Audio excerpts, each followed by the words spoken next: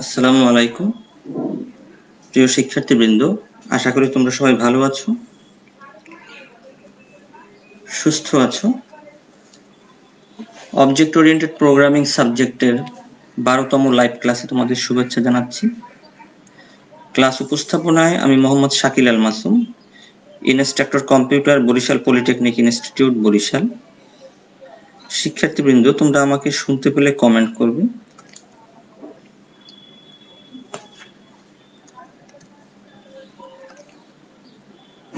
আজকে যে অধ্যায়টি নিয়ে আলোচনা করব সেটি হচ্ছে আমাদের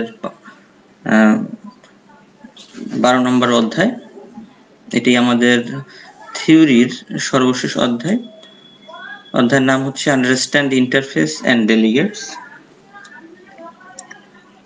আমরা যে সকল বিষয়গুলো নিয়ে আলোচনা করব সে সকল কন্টেন্টস গুলো এখানে দেওয়া রয়েছে। আজকের এই ক্লাসটি কমপ্লিট হওয়ার পরে তোমরা যে সকল বিষয়গুলো সম্পর্কে জানবে, ইন্টারফেস কি সেটা সম্পর্কে জানবে, ডেলিগেট কি সেটা সম্পর্কে জানবে। এছাড়া এগুলো সম্পর্কে বিস্তারিত তোমরা বলতে পারবে। ইন্টারফেস, ডেলিগেট ব্যবহার করে তোমরা C# প্রোগ্রাম লিখতে পারবে। ইন্টারফেসের মাধ্যমে তোমরা মাল্টিপল ইনহেরিটেন্সকে ইমপ্লিমেন্ট করতে পারবে।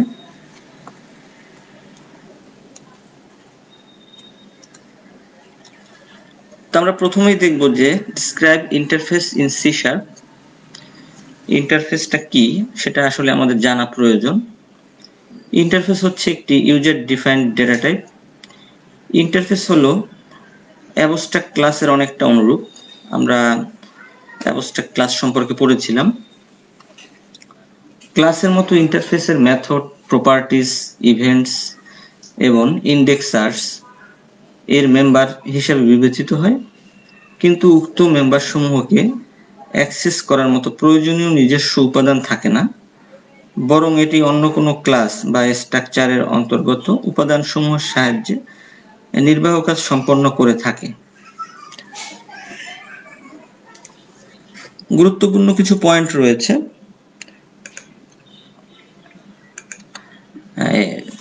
ইন্টারফেস সম্পর্কে, যেটা আমাদের জানা প্রয়োজন। ইন্টারফেস নির্দিষ্ট করে কোনো ক্লাসের একটি কি করা উচিত এবং কি করা উচিত না সেটাকে স্পেসিফাই করে বা নির্দিষ্ট করে। এরপরে ইন্টারফেসের প্রাইভেট মেম্বার থাকে না। বাই ডিফল্ট ইন্টারফেসের সকল মেম্বারগুলো পাবলিক এবং অ্যাবস্ট্রাক্ট হয়। ইন্টারফেসকে ইন্টারফেস কিওয়ার্ড দিয়ে ডিফাইন করতে হয়। ইন্টারফেস এই শব্দটি হচ্ছে একটি কিওয়ার্ড। ইন্টারফেস ফিল্ড ধারণ করতে পারে না, কারণ তারা ডেটা এর একটি নির্দিষ্ট ইমপ্লিমেন্টেশন রিপ্রেজেন্ট করে। এছাড়াও আমরা ক্লাসের মাধ্যমে আমরা মাল্টিপল ইনহেরিটেন্সকে আমরা ইমপ্লিমেন্ট করতে পারিনি, সেটাকে আমরা ইন্টারফেসের মাধ্যমে মাল্টিপল ইনহেরিটেন্সকে ইমপ্লিমেন্ট করা সম্ভব। সিনট্যাক্স ইন্টারফেসের ডিক্লারেশন। সিনট্যাক্সটা আমাদের জানা দরকার। প্রথমে আমরা ইন্টারফেস লিখব, তারপরে ইন্টারফেসের একটি নাম থাকবে, তারপরে ব্র্যাকেট দিব, এবার ডিক্লেয়ার ইভেন্টস থাকবে, ডিক্লেয়ার ইন্ডেক্সার থাকবে, ডিক্লেয়ার মেথডস থাকবে, ডিক্লেয়ার প্রপার্টিজ থাকবে। তারপরে আমাদের এই যে ব্রাশটা সেটাকে আমরা কমপ্লিট করব। এরপর আমরা দেখব যে ইমপ্লিমেন্টিং অ্যান ইন্টারফেস। একটি ইন্টারফেসকে আমরা কিভাবে ইমপ্লিমেন্ট করব। কোনো একটি ক্লাস অথবা স্ট্রাকচার ইন্টারফেসকে ইমপ্লিমেন্ট করতে পারে, সেটাকে কোলন এই সিম্বল ব্যবহার করে, যার সিনট্যাক্স হচ্ছে ক্লাস অথবা স্ট্রাকচারের নাম থাকবে, তারপরে থাকবে কোলন, তারপরে থাকবে ইন্টারফেসের নেম। তাহলে আমাদের এই সিনট্যাক্সটা এবং যে ইমপ্লিমেন্ট কিভাবে আমরা করতে পারি, এই দুটি বিষয় আমরা যদি মনে রাখতে পারি তাহলে কিন্তু আমরা প্রোগ্রামে সেগুলোকে আমরা ব্যবহার করতে পারবো। এখন আমরা দেখব যে prepare a program using interface, ইন্টারফেসের মাধ্যমে আমরা একটি প্রোগ্রাম করব।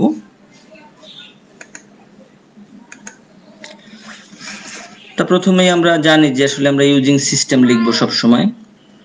এখন আমরা ইন্টারফেসটাকে ডিক্লেয়ার করব প্রথমে, যে আমরা এই ইন্টারফেস লিখলাম, ইন্টারফেসের নাম হচ্ছে inter1। তা আমরা বলেছিলাম যে অ্যাবস্ট্রাক্ট ক্লাস সম্পর্কে আবার একটু বলি, যে ইন্টারফেসটা কি অনেকটা অ্যাবস্ট্রাক্ট ক্লাসের মতো। যে অ্যাবস্ট্রাক্ট ক্লাসটা কি, এটি হচ্ছে একটি রেস্ট্রিক্টেড ক্লাস যা অবজেক্ট তৈরি করার জন্য ব্যবহৃত হয় না, এটিকে অ্যাক্সেস করার জন্য অন্য ক্লাস থেকে ইনহেরিট করতে হয়। শুধুমাত্র অ্যাবস্ট্রাক্ট ক্লাসে অ্যাবস্ট্রাক্ট মেথডগুলোকে আমরা লিখতে পারি, কিন্তু এই মেথডের কি থাকে না, কোনো কিন্তু বডি থাকে না। কিন্তু তাহলে এখানেও কিন্তু আমরা ইন্টারফেসের মধ্যে কিন্তু আমরা একটা মেথড লিখলাম ভয়েড ডিসপ্লে, তার কিন্তু এখানে বডি কিন্তু নেই, এটাকে আমরা ইমপ্লিমেন্ট করতে হবে কোথায়, ক্লাসের মধ্যে। তো এখন আমরা একটি ক্লাস নিলাম, ক্লাস টেস্ট ক্লাস। আমরা একটু আগে বলেছিলাম আমরা কোলন ব্যবহার করে এটাকে ইমপ্লিমেন্ট করতে পারি, এই হচ্ছে আমাদের সেই ক্লোন। তারপরে আমরা ইন্টারফেসের নামটা লিখবো, এখানে আমাদের ইন্টারফেস, এই যে ইন্টারফেসটা সেটাই আসলে এই। এরপরে আমরা এই মেথডটি কি আসলে কি করব, আমরা এখানে শুধু আমরা ডিক্লেয়ার করেছি, এখন এটাকে আমরা ইমপ্লিমেন্ট করব। যেমন আমরা ভয়েড ডিসপ্লে এই মেথডটি এখানে নিয়ে আসলাম, এখানে আমরা মেসেজ শো করলাম যে হ্যালো বাংলাদেশ। তাহলে কি হলো, আমরা ইন্টারফেসের যে মেথডটাকে সেটাকে আমরা ইমপ্লিমেন্ট করলাম হচ্ছে একটি ক্লাসের মাধ্যমে। এরপরে আমরা এটাকে যে ভয়েড মেইন মেথডের মাধ্যমে আমরা কি করব, আমরা টেস্ট ক্লাসের একটি অবজেক্ট নিব টি নামে, t.display যদি আমরা করি তাহলে কি হবে, আমরা আউটপুটে আসলে হ্যালো বাংলাদেশ এই মেসেজটি আসলে আমরা পাবো। তাহলে খুব সিম্পল প্রোগ্রাম এটা, যে আমরা কিভাবে একটি ইন্টারফেসকে ডিক্লেয়ার করতে পারি এবং সেই ইন্টারফেসটাকে আমরা একটি ক্লাসের মধ্যে কিভাবে আমরা ইমপ্লিমেন্ট করতে পারি সেই বিষয়টি আমরা দেখলাম। আশা করি তোমরা বুঝতে পেরেছো, বিষয়টি অনেক সহজ। আমরা পূর্বের অধ্যায়ে যে মাল্টিপল ইনহেরিটেন্সকে কিন্তু আমরা ক্লাসের মাধ্যমে কিন্তু আমরা কমপ্লিট করতে পারিনি, বা এটাকে কমপ্লিট করতে হলে আমরা বলেছিলাম যে ইন্টারফেস প্রয়োজন। মাল্টিপল ইনহেরিটেন্সকে আমরা ইন্টারফেসের মাধ্যমেই শুধুমাত্র ইমপ্লিমেন্ট করতে পারি।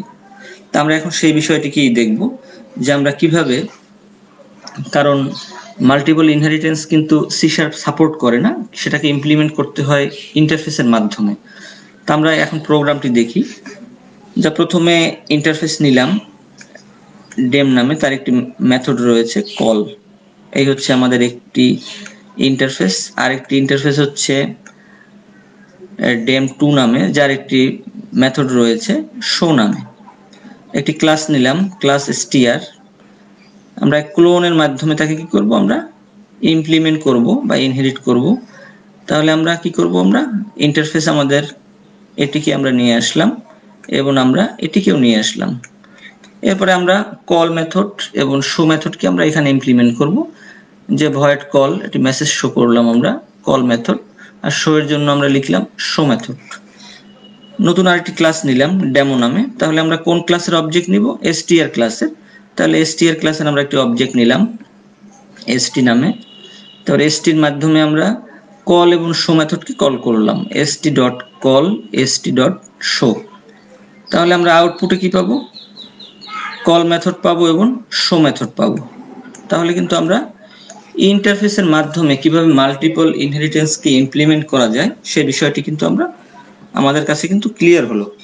তাহলে আমরা এই পদ্ধতিতে কিন্তু আমরা যেহেতু আমাদের সি শার্প মাল্টিপল ইনহেরিটেন্সকে সে সাপোর্ট করে না, সেটাকে ইমপ্লিমেন্ট করতে হয় ইন্টারফেসের মাধ্যমে। আমরা ইন্টারফেসের মাধ্যমে এভাবেই আমরা মাল্টিপল ইনহেরিটেন্সকে আমরা ইমপ্লিমেন্ট করতে পারবো। তোমরা বাসায় বসে বিষয়গুলো করলে কিন্তু তোমাদের আরো ক্লিয়ার হবে। বিভিন্নভাবে তোমরা এক্সাম্পলগুলো করতে পারো, যেমন তোমরা সাম মেথড নিতে পারো, তোমরা সাবস্ট্রাক্ট নিতে পারো, তারপরে মাল্টিপ্লিকেশন নিতে পারো, বিভিন্ন ধরনের ইন্টারফেস নিতে পারো, নিয়ে তারপর একটি ক্লাসের মধ্যে তাকে ইমপ্লিমেন্ট তোমরা করতে পারো। এরপরে আমরা দেখবো যে mention the use of interface at run time. C শার্পে রান টাইম পলিমরফিজম বাস্তবায়নের জন্য ইন্টারফেস ব্যবহার করা হয়। আমরা ইন্টারফেসে method, event, properties, indexers add করতে পারি। একাধিক ইন্টারফেস যেমন একই মেথড বা রান টাইম পলিমরফিজম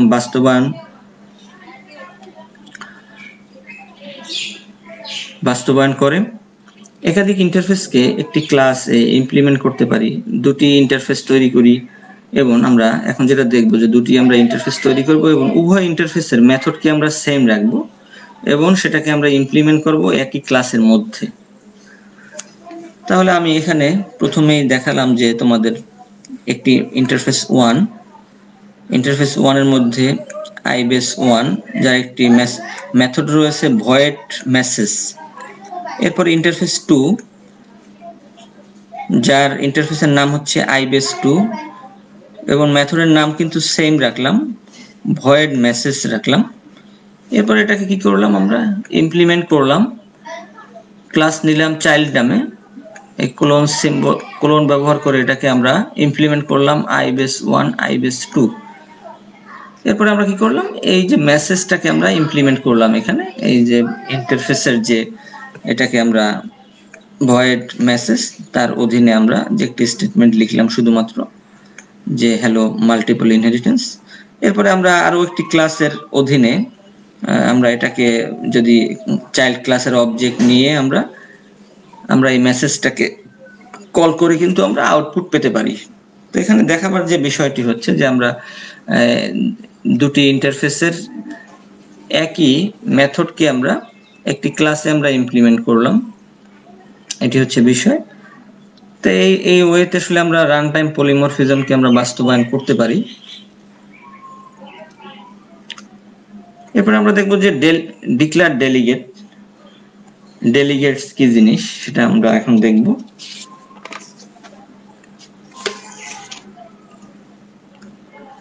আমরা যদি কোনো ফাংশনকে প্যারামিটার হিসেবে পাস করতে চাই, সি# কিভাবে কলব্যাক ফাংশন বা ইভেন্ট হ্যান্ডলার পরিচালনা করে, তার উত্তর হচ্ছে ডেলিগেটের মাধ্যমে সে কলব্যাক ফাংশন বা ইভেন্ট হ্যান্ডলার এগুলো সে পরিচালনা করে। ডেলিগেট হচ্ছে একটি অবজেক্ট যেটি মেথডকে রেফার করে। সুতরাং যখন একটি ডেলিগেট তৈরি করা হয় তখন একটি অবজেক্ট তৈরি হয় এবং অবজেক্টটি একটি মেথডের রেফারেন্সকে হোল্ড করে থাকে।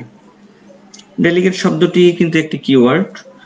ডেলিগেট এমন একটি উপায় প্রদান করে যা কোনো ইভেন্ট ট্রিগার করার সময় কোন পদ্ধতি কল করতে হবে তা জানায়। আমরা তিনটি পদ্ধতিতে ডেলিগেটের সাথে কাজ করার সময় তিনটি পদক্ষেপ জড়িত রয়েছে। একটি হচ্ছে ডিক্লেয়ার ডেলিগেট, আরেকটি হচ্ছে set a target method, invoke A delegate. এই তিনটি পদক্ষেপ এর সাথে কিন্তু জড়িত রয়েছে। সিনট্যাক্স যদি আমরা দেখি তাহলে কি হবে, যে আমরা জানি যে আমাদের সবসময় কিন্তু আমাদের সিনট্যাক্সকে আমাদের মনে রাখতে হবে। সিনট্যাক্স যদি আমরা মনে রাখতে পারি তাহলে কি হবে, সেটাকে আমরা কিন্তু প্রোগ্রামের মধ্যে আমরা সহজেই ইমপ্লিমেন্ট করতে পারবো। প্রথমেই রয়েছে অ্যাক্সেস মডিফায়ার। যেমন অ্যাক্সেস মডিফায়ার আমরা কি দেই, প্রাইভেট, পাবলিক, প্রোটেক্টেড এগুলো দেই। তারপরে কি দেব আমরা, ডেলিগেট, তারপর রিটার্ন টাইপ থাকবে, তারপরে ডেলিগেটের নাম থাকবে, তারপরে থাকবে প্যারামিটার থাকবে। উদাহরণ হিসেবে আমি লিখলাম যে অ্যাক্সেস মডিফায়ার হচ্ছে পাবলিক, ডেলিগেট তো ডেলিগেট থাকবে, রিটার্ন টাইপ হচ্ছে ভয়েড, ডেলিগেটের নাম হচ্ছে মাই ডেলিগেট, আর প্যারামিটার হচ্ছে স্ট্রিং msg। তা আমরা এই পদ্ধতিতেই কিন্তু আমরা ডেলিগেটকে আমরা ডিক্লেয়ার করতে পারি। এছাড়াও আমরা যখন ডেলিগেটের যখন একটি অবজেক্ট নিব তখন ডেলিগেট, তারপরে হচ্ছে আমরা সেই যে ব্যবহার করব ফাংশন সিগনেচার সেটাকে আমরা ব্যবহার করব এবং অবশ্যই function signature must match with delegate সিগনেচারের সাথে সেটাকে মিলতে হবে।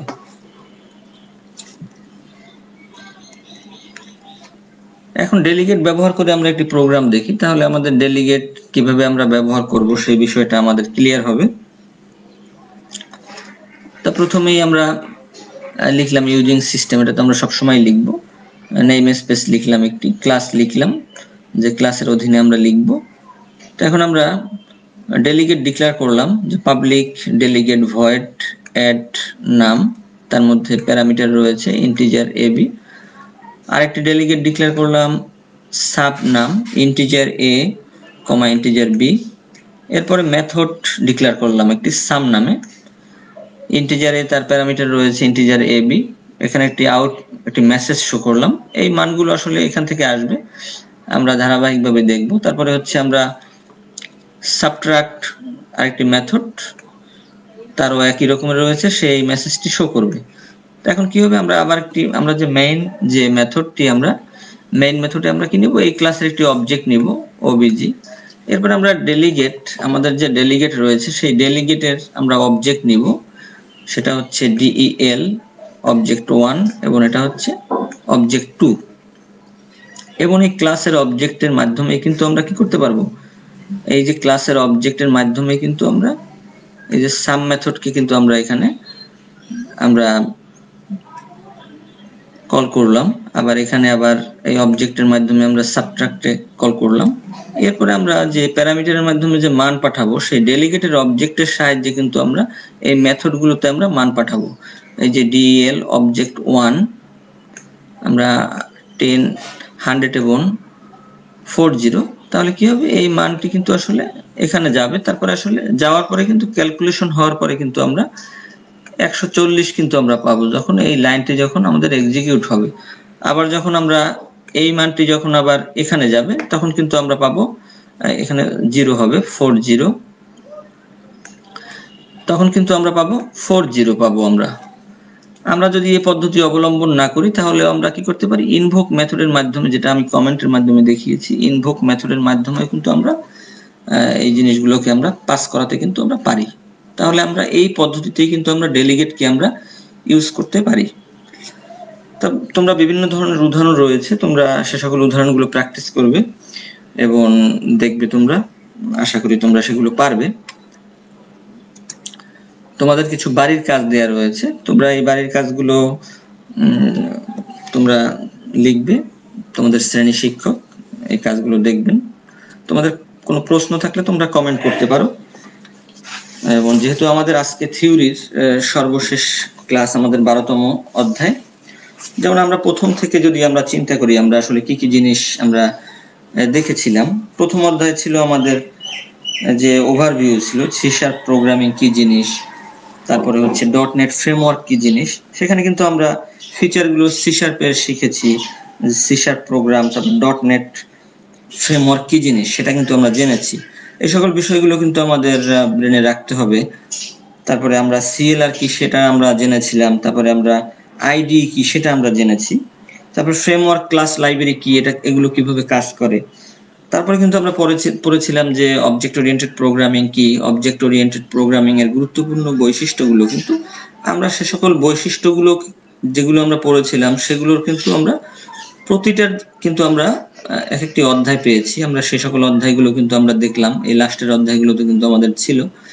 তাহলে আমরা সেই প্রথম অধ্যায়ের বেসিক যে ধারণাগুলো সেগুলো কিন্তু আমাদের অবশ্যই মনে রাখতে হবে, এগুলো প্র্যাকটিসের মধ্যে রাখতে হবে কিন্তু। তারপরে আমরা দ্বিতীয় অধ্যায় পড়েছিলাম যে স্ট্রাকচার কি, সি শার্পের সিনট্যাক্স গুলো আমরা দেখেছিলাম, যে আমরা সবসময় বলি যে সিনট্যাক্স গুলো যদি জানা থাকে তাহলে কি হয়, সিনট্যাক্স জানা থাকলে কিন্তু যে কোনো প্রোগ্রাম লেখাটা কিন্তু সহজ হয়। তুমি যখন সিনট্যাক্স জানবে তখন কিন্তু তুমি কোডগুলো লিখতে পারবে। আর সিনট্যাক্স যদি তোমার না জানা থাকে, প্রোগ্রামের স্ট্রাকচার যদি তুমি না জানো, তাহলে কিন্তু তুমি প্রোগ্রামিং এর কিন্তু গভীরে কিন্তু যেতে পারবে না। সুতরাং তোমার সিনট্যাক্সটাকে তুমি সবসময় আগে প্রায়োরিটি দিবে জানার জন্য। তারপরে আমরা ভেরিয়েবল শিখেছিলাম, যে ভেরিয়েবল কিভাবে ডিক্লেয়ার করতে হয়। তারপরে আমরা কিভাবে ইনপুট মেথড, আউটপুট মেথড, তারপরে আমরা কিভাবে নেম স্পেসকে আমরা ব্যবহার করব, আমরা কি কি ধরনের কিওয়ার্ড গুলোকে আমরা সি শার্পে কতগুলো কিওয়ার্ড রয়েছে, কিওয়ার্ড গুলোকে আমরা ব্যবহার করেছি, এবং আমরা কিন্তু অনেকগুলো কিওয়ার্ড কিন্তু এ পর্যন্ত কিন্তু আমরা পেয়েছি, আমাদের কিন্তু ওইভাবে কিন্তু মুখস্থ করার কিন্তু প্রয়োজন নেই। সুতরাং তোমরা এই সকল বিষয়গুলো কিন্তু ব্রেনেই রাখবে, এই সকল বিষয় তোমরা মুখস্থ করবে না। যেমন আমরা অনেকগুলো কিওয়ার্ডের কিন্তু ব্যবহার করেছি, সেই ব্যবহারগুলো থেকেই কিন্তু তোমরা অনেকগুলো কিওয়ার্ডের নাম কিন্তু তোমরা এখন লিখতে পারবে। তারপরে আমরা ডেটা টাইপ সম্পর্কে কিন্তু আমরা জেনেছি, ভেরিয়েবল, কনস্ট্যান্ট, লিটারেল। যেমন ডেটা টাইপ সম্পর্কে যখন তোমরা পড়বে তখন কিন্তু যা পড়েছো তোমরা কিন্তু একটা জিনিস মনে রাখতে হবে, তার কিন্তু ডেটা টাইপ কত ধরনের রয়েছে, তার সাইজ কতটুকু, সে কি কত পরিমাণে সে ডেটাকে সে রাখতে পারে। এই বিষয়গুলো কিন্তু মনে রাখতে হবে। যদি আমি বলি অনেক বড় একটি ডাটা, কিন্তু ডেটা যদি আমি বলি, যেমন আমি যদি বলি ইন্টিজার, তার কিন্তু রেঞ্জ রয়েছে। আমি যদি তার চেয়ে যদি বেশি ডেটাকে যদি আমি ধারণ করতে চাই কোনো একটি ভেরিয়েবলের মধ্যে, কিন্তু আমি টাইপ ডিক্লেয়ার করলাম কি ইন্টিজার, তার রেঞ্জের বাইরে, তখন কিন্তু এরর দেখাবে। তখন এই এররগুলো বোঝার জন্যও কিন্তু এই থিওরি বিষয়গুলো কিন্তু তোমাদের জানাটা কিন্তু অনেক জরুরি। তারপরে আমরা কনস্ট্যান্ট দেখেছিলাম, কনস্ট্যান্ট ব্যবহার করে আমরা প্রোগ্রাম করেছি। তারপরে আমরা এক্সপ্রেশন পড়েছিলাম, কিভাবে একটি এক্সপ্রেশন লিখতে হয়, কি কি ধরনের অপারেটর সি শার্পে ব্যবহৃত হয়। তারপরে আমরা পঞ্চম অধ্যায় পড়েছিলাম যে ডিসিশন মেকিং স্টেটমেন্ট, খুবই গুরুত্বপূর্ণ অধ্যায়। আমি এটা অনেকগুলো ক্লাসেই বলেছি তোমাদের যে ডিসিশন মেকিং স্টেটমেন্ট কিন্তু খুবই গুরুত্বপূর্ণ, যে আমি প্রোগ্রামের মধ্যে যখন আমরা বিভিন্ন ধরনের শর্ত দিব, কি কি ধরনের আমি ডিসিশন নিতে পারি, তখন কিন্তু এই সকল স্টেটমেন্টগুলোর সাহায্যে কিন্তু আমি সেই ধরনের আমাদের ডিসিশনগুলো কিন্তু নিতে হয়। যেমন আমরা পড়েছিলাম if else, nested if else, এগুলো কিন্তু খুবই গুরুত্বপূর্ণ। সুইচ স্টেটমেন্ট, এগুলো কিন্তু খুবই গুরুত্বপূর্ণ। এগুলো কিন্তু তোমরা বাসায় বসে বারবার প্র্যাকটিস করবে, সিনট্যাক্স গুলো জানবে। তোমাদের যদি দুর্বলতা থাকে তাহলে তোমরা এগুলো ব্যবহার করে ছোট ছোট প্রোগ্রাম লিখবে, তাহলে কিন্তু তোমাদের কনসেপ্ট অনেক ক্লিয়ার হবে। তারপর আমরা লুপিং স্টেটমেন্ট সম্পর্কে আমরা দেখেছিলাম যে হোয়াইল লুপ, তারপরে do while loop, for loop, nested loop, এগুলো কিন্তু খুব গুরুত্বপূর্ণ। যেমন আমাদের পঞ্চম এবং ষষ্ঠ অধ্যায়টি কিন্তু খুবই গুরুত্বপূর্ণ কিন্তু, কারণ এই ডিসিশন মেকিং স্টেটমেন্ট গুলো, তারপরে লুপ যদি আমাদের যদি ধারণা যদি আমাদের ক্লিয়ার যদি না হয়, তাহলে কিন্তু আমরা যখন অনেক বড় একটি প্রোগ্রাম লিখবো তখন কিন্তু আমাদের অনেক প্রবলেম হবে। সুতরাং এই বিষয়গুলো কিন্তু তোমাদের আগে থেকে কিন্তু ক্লিয়ার করতে হবে। তারপর আমরা অ্যারে সম্পর্কে জেনেছিলাম যে কিভাবে অ্যারে আমরা ব্যবহার করতে পারি, অ্যারের মধ্যে কিভাবে স্ট্রিং ব্যবহার করতে পারি, ডেটা নিয়ে কাজ করতে পারি। তারপরে আমরা মেথডের ব্যবহার শিখেছিলাম, কিন্তু কিভাবে আমরা দেখেছিলাম যে দু ধরনের মেথড, একটি আমরা বিল্ট ইন মেথড যেটা প্রিডিফাইন্ড যেটাকে আমরা বলি, সেই মেথড কি আমরা কিন্তু বিভিন্ন ধরনের প্রিডিফাইন্ড মেথড কিন্তু আমরা ব্যবহার করেছি। তারপরে আমরা নিজের প্রয়োজনে কিন্তু অনেক মেথড কিন্তু আমরা তৈরি করতে পারি।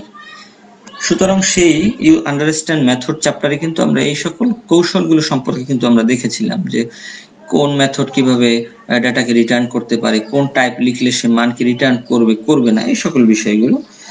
তারপরে আমরা দেখেছিলাম ক্লাস কি জিনিস, ক্লাস তো আমরা প্রথম থেকে আমরা ব্যবহার দেখেছি। তারপরে আমরা দেখেছিলাম স্ট্রাকচার, কিভাবে আমরা যেমন অ্যারেতে আমাদের থাকে কি একই টাইপের অনেকগুলো ভেরিয়েবলের কিন্তু সমষ্টি, স্ট্রাকচারে থাকে কি ভিন্ন ভিন্ন টাইপের কিন্তু থাকে। এই সকল পার্থক্যগুলো কিন্তু আমাদের জানতে হবে। তারপরে আমরা পলিমরফিজমের ব্যবহার দেখেছিলাম, কিভাবে আমরা মেথডকে ওভারলোড করতে পারি, অপারেটরকে ওভারলোড করতে পারি। আমরা অ্যাবস্ট্রাক্ট ক্লাস, তারপরে সিল ক্লাসের ব্যবহার কিন্তু আমরা দেখেছি। এগুলো কিন্তু আমরা যদি ছোট ছোট এক্সাম্পল দেখি বা আমার ক্লাসগুলো তোমরা দেখো, তাহলে কিন্তু তোমরা এই ধারণাগুলো তোমাদের একদম ক্লিয়ার হবে। তারপর তোমরা এই ক্লাসগুলো যদি রেগুলার দেখতে পারো বা তোমরা ভিডিওগুলো তোমরা মাঝে মধ্যে দেখলে কিন্তু তোমাদের এই ধারণাগুলো ক্লিয়ার হবে। তারপর আমরা 11 নম্বর অধ্যায়ে কিন্তু আমরা ইনহেরিটেন্স সম্পর্কে দেখেছিলাম, যে সেখানে আমরা ইনহেরিটেন্স কি সেটা জেনেছি, বেস ক্লাস কি, ডিরাইভড ক্লাস কি, কিভাবে আমরা ইনহেরিট করতে পারি, যে ইনহেরিটেন্সের সুবিধাগুলো কি আসলে, এই বিষয়গুলো কিন্তু আমরা ইনহেরিটেন্স চ্যাপ্টারে কিন্তু আমরা দেখেছি। আজকে আমরা দেখলাম ইন্টারফেস এবং ডেলিগেটস, যে আমরা মাল্টিপল ইনহেরিটেন্সকে আমরা ক্লাসের মাধ্যমে আমরা কিন্তু সম্পাদন করতে পারিনি, কারণ সেই সুযোগ সি শার্পে দেয়নি। এই জন্য কিন্তু তারা সেই সুযোগটা কিন্তু রেখেছে ইন্টারফেসের মাধ্যমে। আমরা কিন্তু সেটাকে আমরা ইন্টারফেসের মাধ্যমে কিন্তু আমরা ইমপ্লিমেন্ট করেছি। তারপর আমরা ডেলিগেটের ব্যবহার দেখেছি, ডেলিগেট কি আমরা সেটা দেখেছি। তা তোমরা এগুলোকে প্র্যাকটিসের মধ্যে রাখবে, প্র্যাকটিসের মধ্যে রাখলে তোমাদের এই সকল ধারণাগুলো কিন্তু ক্লিয়ার হবে। তা তোমরা যদি বেশি বেশি প্রোগ্রামিং প্র্যাকটিস করো, তাহলে কিন্তু তোমরা তোমাদের ভবিষ্যতে তোমরা কিন্তু অনেক এগোতে পারবে বলে আমি মনে করি।